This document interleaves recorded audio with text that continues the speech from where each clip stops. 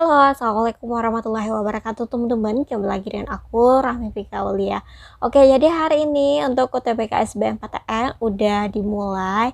Oke, mungkin kalian yang belum belajar bakalan bingung gimana sih cara menjawab soal UTBK SBMPTN ini. Aku belum belajar, persiapan aku udah oke. Nah, maka daripada itu hari ini aku bakalan kasih trik atau strategi supaya teman-teman bisa menembak soal UTBK SBMPTN. Nah, untuk pembahasan aku kali ini, aku khusus untuk membahas soal TPS PBM. Jadi di sini aku bakal ngajarin teman-teman gimana sih cara menebak soal TPS PBM dengan cepat dan benar. Nah, jadi sebelum aku bakalan bahas soalnya, aku ingetin lagi bagi teman-teman yang belum subscribe, silahkan subscribe karena subscribe itu gratis. Nah, untuk soal yang aku bahas kali ini merupakan soal TPS yang pasti bakal keluar di UTBK tahun ini. Nah, untuk teman-teman yang pengen tahu materi atau pembahasan soal yang pasti juga keluar di UTBK tahun ini, aku sudah menaruh linknya di description box. Silahkan teman-teman lihat video aku sebelumnya dan di sana juga ada pembahasannya dan mungkin juga ada cara menebak soalnya. Oke teman-teman, langsung kita bahas ya soalnya. Oke teman-teman, sekarang kita akan bahas soal TPS PBM dan di sini aku bakal jelasin ke kalian gimana sih cara menebaknya. Oke, langsung kita baca ya soalnya. Apa judul yang tepat untuk teks tersebut? Teks 2, teks tersebut sama aja. Jangan pernah bingung dengan tulisan 2 ini, fokus ke judul dari teks tersebut. Nah, perlu teman-teman ingat, judul itu berisi dari inti dari teks bacaan. Dan judul itu harus singkat, padat, dan jelas, dan tidak boleh terbelit-belit. Oke ya. Nah, tipsnya untuk menjawab soal ini, teman-teman baca kalimat pertama di setiap paragrafnya. Oke, kita baca dulu untuk paragraf pertama. Sebuah studi menunjukkan bahwa anak yang dibiasakan mendengar cerita sejak dini akan dikenal dengan kebiasaan membaca. Oke. Yang paragraf kedua, penelitian mengamati perubahan aktivitas otak anak usia 3-5 tahun yang mendengarkan orang tua mereka membacakan buku. Di paragraf ke-1 itu menceritakan bagaimana kebiasaan orang tua mendengarkan cerita kepada anaknya. Paragraf kedua berisi tentang efeknya bagaimana. Oke, kita baca optionnya satu-satu. Yang A, mengenal kebiasaan membaca sejak dini. Oke, yang A ini tidak ya teman-teman. Nah, kenapa tidak? Ini di paragraf pertama itu menceritakan kebiasaan mendengarkan cerita, bukan kebiasaan membaca. Oke. Yang nomor B, balita dan kebiasaan mendengarkan cerita. Oke, ada kebiasaan mendengarkan cerita, kita simpan dulu. Yang C, kebiasaan anak dalam mendengarkan cerita. Oke, ada mendengarkan cerita, kita simpan dulu. Yang D, peningkatkan kinerja otak melalui membaca. Yang D tidak ya teman-teman. Yang D ini lebih ke efeknya langsung dan ini melalui membaca, bukan mendengarkan cerita. Oke. Yang E, peran orang tua dalam membacakan. Ini juga tidak. Oke, jadi tinggal option C dan D. Oke, cara menebaknya, teman pilih yang mana option yang lebih menceritakan secara keseluruhan dari pernyataan kalimat pertama di paragraf pertama dan kedua yang dimana dia itu singkat, padat, dan jelas. Oke, kalau yang B, balita dan kebiasaan mendengar cerita. Oke, berarti dia menceritakan tentang si balita gimana, kemudian kebiasaan mendengar membaca. Yang cek, pembiasaan anak dalam mendengarkan cerita. Oke, yang mana yang lebih oke? Yang lebih oke itu adalah yang C, karena yang C ini menceritakan bagaimana pembiasaan anak dalam mendengarkan cerita sehingga nanti berefek ini dan itu gitu. Oke, sampai di sini paham ya? Oke, jadi di sini cara menebaknya itu kalau teman-teman menemukan soal judul, teman-teman harus pilih choice yang singkat, padat, dan jelas dan berisikan apa itu diisi teks secara keseluruhan. Oke ya. Oke teman-teman, sekarang kita berpindah ke soal nomor 2. Kita baca dulu soalnya. Kalimat manakah yang tidak efektif dalam teks 2? Oke, langsung kita baca choice-nya. Yang A, 1 dan 7. Oke, sebelum aku bacain kalimat di choice-nya ini, aku ingetin lagi untuk membacanya. agar teman-teman hemat waktu, teman-teman jangan membacanya secara biasa, teman-teman screening aja supaya menghemat waktu. Ada di sini aku menjelaskan, jadi aku bacain aja ya. Oke, yang A, 1 dan 7. Kita baca dulu 1. Sebuah studi menunjukkan bahwa anak yang dibiasakan mendengar cerita sejak dini akan dikenalkan dengan kebiasaan membaca, memiliki perkembangan jaringan otak yang lebih awal. Oke, yang 1 oke ya. Yang 7, para peneliti melihat bahwa ketika anak sedang mendengarkan orang tua bercerita, sejumlah daerah di bagian kiri otak mengalami lebih efektif. Oke juga oke. Yang B, 28. Sebaliknya, anak yang tidak dikenalkan dengan kebiasaan membaca memiliki perkembangan yang kurang pada jaringan tersebut. Yang 8, ini adalah daerah yang terlibat dalam memahami arti kata, konsep, dan memori. Oke, 28 juga oke. Yang C, 39. Yang nomor 3, anak-anak balita dengan orang tua yang rutin membacakan buku untuk mereka mengalami perilaku dan prestasi akademik dengan anak-anak dengan orang tua yang cenderung pasif dalam membacakan buku. Oke, nomor 3 menurut aku ada keganjalan dari kata-kata dan prestasi dan prestasi akademik dengan anak-anak. Seharusnya dengan ini diganti dengan kata-kata dibandingkan ya teman-teman. Perilaku dan prestasi akademik dibandingkan dengan orang tua yang cenderung pasif dalam membacakan buku. Oke, tapi kita lihat lagi choice yang ke-9. Wilayah otak ini juga menjadi aktif ketika anak-anak bercerita atau membaca. Oke, 9 sih oke. Oke, kita simpan dulu choice-nya. Yang C itu kita lihat choice yang D.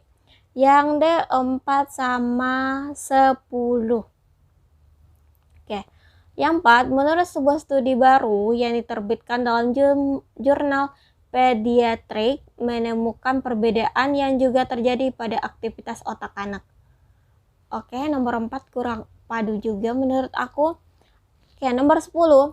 Pada studi ini menunjukkan bahwa perkembangan daerah ini dimulai pada usia yang sangat muda. Oke, kalimat yang nomor 10 ini, kalimat pada ini tidak cocok di awal kata ya teman-teman, atau awal kalimat ya. Oke, yang D ini menurut aku nomor 4, nomor 10 itu kurang efektif. Kenapa kurang efektif? Untuk kalimat nomor 4 ini bisa efektif jika teman-teman merubah kalimatnya menjadi seperti ini. Menurut studi terbaru dalam jurnal Pediatric ditemukan bahwa perbedaan juga terjadi pada aktivitas otak anak. Oke, lebih efektif ya bunyinya dibandingkan dengan bunyi menurut sebuah studi baru yang diterbitkan dalam jurnal Pediatric menemukan kurang efektif, lebih efektif ditemukan. Menemukan itu istilah aku menemukan suatu benda. Kalau ini penelitian ditemukan. Oke, supaya kalimatnya itu lebih kayak ilmiah. Yang nomor 10 itu lebih efektif juga jika kalimat padanya itu dihilangkan, karena kalimat pada ini merupakan preposisi yang menandai hubungan tempat dan waktu. Jadi kurang tepat jika digunakan ya. Jadi 4 dan 10 itu kurang efektif ya teman-teman. Oke, kita lihat juga yang nomor 5. Penelitian mengalami perubahan aktivitas otak anak usia 3-5 tahun yang mendengarkan orang tua mereka membaca buku melalui skener otak disebut dengan fMRI. Oke, nomor 12 membaca membaca buku untuk anak membantu pertumbuhan neuron di daerah ini yang akan menguntungkan anak di masa depan dalam hal kebiasaan membaca. Oke. Nah, jadi tinggal choice yang kurang efektif tuh C sama D, tapi yang benar itu adalah yang D ya teman-teman. Yang C hanya untuk kalimat yang 3 aja, yang D kedua kalimatnya yang tidak efektif. Jadi yang choice yang benar itu adalah yang D. Nah, untuk menebak soal yang menunjukkan kalimat efektif ini, caranya itu teman-teman baca aja kalimatnya apakah sudah padu rasanya atau belum. Kalau sudah padu berarti efektif. Kemudian teman-teman lihat juga posisi preposisinya itu di mana, kemudian subjeknya itu di mana. Harus kita menentukan kalimat yang efektif itu sesuai dengan aturan kepenulisan bahasa Indonesia juga ya. Oke teman-teman, sekarang kita berpindah ke soal nomor 3. Kita baca dulu soalnya. Bagaimana hubungan isi antara paragraf dalam teks? Oke, karena tadi kita udah membaca kalimat pertama di setiap paragraf, jadi kita langsung baca aja choice-nya. Ya, paragraf kedua mengaparkan simpulan penelitian yang dibahas pada paragraf ke-1. Nih enggak ya teman-teman, paragraf kedua itu nggak ada bahas tentang kesimpulan, tapi dia lebih membahas mengenai penelitian-penelitian. Oke, yang B, paragraf kedua merincikan temuan penelitian yang dipaparkan paragraf ke-1. Ini iya ya teman-teman, karena di paragraf ke-1 tadi kan ada dibahas masalah penelitian. Kemudian di paragraf kedua ini akan dibahas lebih rinci lagi. Oke, yang B, oke. Yang C, paragraf kedua mengaparkan perbedaan perilaku yang dibahas pada paragraf ke-1. Nih enggak ya teman-teman, karena di sini enggak ada membahas tentang perbedaan perilaku. Oke. Ada membahas perbedaan perilaku tapi dia tidak terlalu memaparkan ya teman-teman.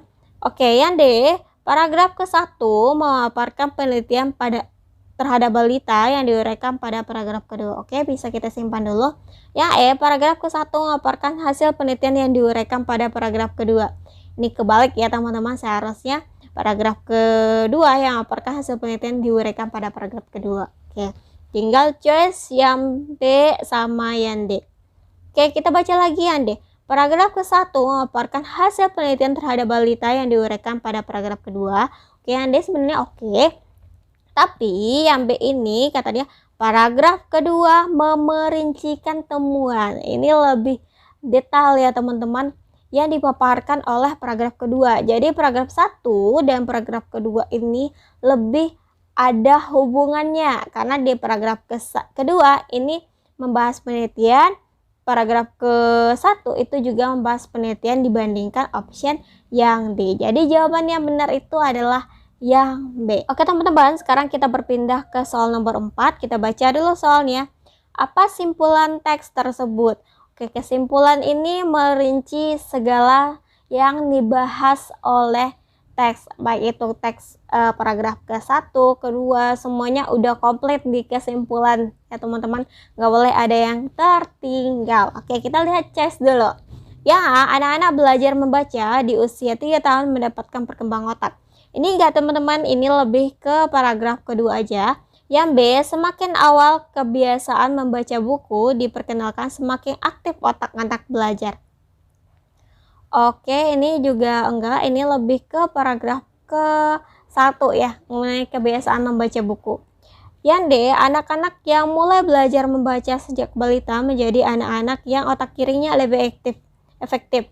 Enggak, ini lebih dominan membahas paragraf ke-1 juga.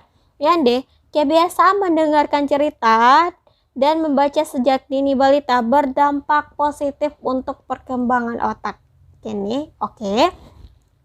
Kemudian yang E, otak kiri bertanggung jawab terhadap pemahaman arti kata konsep. Ini juga enggak. Jadi yang tinggal itu yang D ya teman-teman. Kenapa option yang D itu lebih lengkap? Karena seperti yang aku jelaskan, kesimpulan itu berisi keseluruhan dari sebuah paragraf atau teks. Nah, yang D ini juga udah membahas tentang kebiasaan mendengarkan cerita, itu dibahas pada paragraf pertama. Kemudian dampak otak terhadap otak ini dibahas pada paragraf kedua. Jadi jawaban yang benar itu adalah yang D. Oke teman-teman, sampai di sini paham? Nah, jadi trik gitu untuk teman-teman bisa menebak soal TPS PBM ini, teman-teman harus kuasai kalimat pertama di setiap paragraf, karena itu kunci dari jawaban yang ada dalam pertanyaan yang diajukan untuk soal-soal seperti ini gitu. Nah, kalau teman-teman udah paham, udah matang dengan pernyataan pertama di setiap paragraf, maka teman-teman bisa menjawab soal PBM ini dengan cepat dan mudah gitu. Nah, oke teman-teman, terima kasih udah menonton. Semoga kalian semua paham dan semoga tips atau strategi yang aku kasih ini berguna bagi kalian di UTBK SBMPTN nantinya. Oke, terima kasih udah menonton. Thanks for watching. See you on my next video. Dadah.